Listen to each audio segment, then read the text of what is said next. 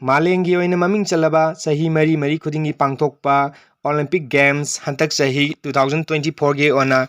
France ki konung Paris ta lebak chani ga tarukna sport discipline kunthani thoida sanaroi lising tara hena puthoktuna lamba tongna hingadauri July gi tang kunmari dagina August ki tang 13 phawa pangthokadoriba Olympic Games asigi opening ceremony July gi tang 13 irai numita pangthokre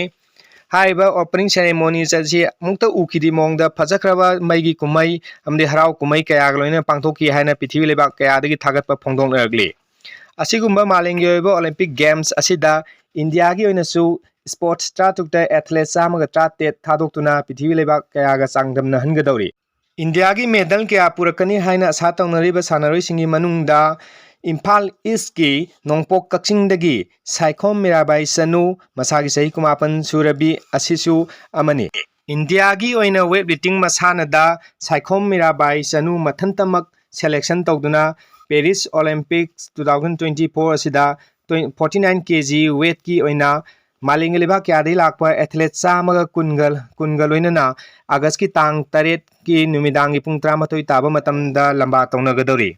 Mayam punumangna Saikhom Mirabai Chanu bu puning thawat piu amadi mahangna manipur imagi mingchat purakpa oirasanu haina taibang mapugi mapumda koknona kurumjabag loinana video asi matang asira loisinjage thank you